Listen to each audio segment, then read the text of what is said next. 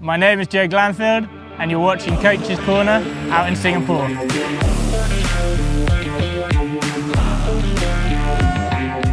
Yeah, in day one we ended up doing the races in pretty light winds, and the wind built just as the racing finished, but you know, unfortunately there's a schedule that we need to stick to, and so we've got to race in whatever comes along in the schedule, because there's people watching, both live and on the internet and on TV.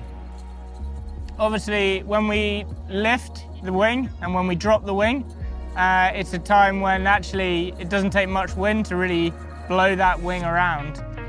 So we attach a metal box full of water to use as a weight to help weigh it down. And then we also have people on taglines to keep control of the wing whilst it's in the air. Nowadays, there's many ways people can start to experience foiling. I mean, you can get a dinghy like a wasp or a moth, and they're really good for any age, really. You know, you see children in wasps, but also there's lots of boards that foil as well. And getting really popular now is wing foiling, which is a good way many people first start to learn to foil. Most of the sailors in our team, they're not just foiling on these boats, they're also doing other types of foiling, whether that's in a dinghy, in other big boats, or just on boards, you know, like wing foiling or kite surfing.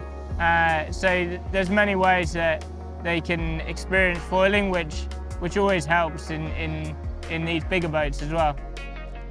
For me, the boat that I first started sailing in was a little boat called a cadet.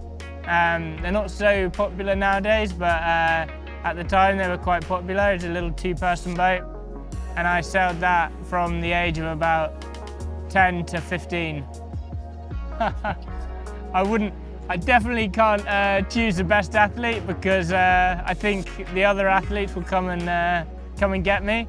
But you know, the guys at the front of the boat, they're the fit and strong ones, you know, and Tom, Tim and Jerice are all good athletes. They got good power, good cardio, but I'm not going to pick between them. I think lots of people would love to be part of a SailGP team, and they're tricky to get spots on the team. But you know, someone only asked me the other day, someone British, how could I get involved with SailGP? And they're someone who's foiling windsurfing at the moment, and you know, I just said to them, go and become the best at your field, and if you can be the best at that, that's how people get into SailGP. If you look at most of the athletes in SailGP across the teams, they've achieved really highly in other boards or dinghies. Yeah, so first two events we had two really good results, and since then we haven't been in the final. And I think there's a combination of reasons for that. I think firstly, those first two events we had quite a stable wind, and we started really well. Since then we've experienced many different conditions, whether that's extremely windy, extremely light, extremely unstable, big waves, all sorts that we are learning in, really. We're learning in and getting better. But also I would say the level of the fleet's come up. People are starting better, and there's so much now dictated about your result is half dictated by the way you start, and our starting hasn't been that great. I think for us it's still, there's lots of areas we can continue improving at, but I think the thing that stands out is how can we execute our starts more consistently.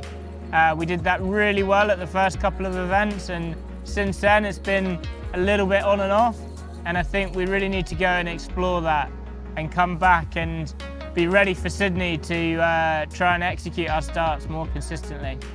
So I think, as everyone can see in this fleet now, it's very up and down. Different people are making the final race at each event. So I think if we can find some consistency to our starting and get in that final race, you know, a few at both Sydney and Christchurch, then I think anything will be possible in San Fran.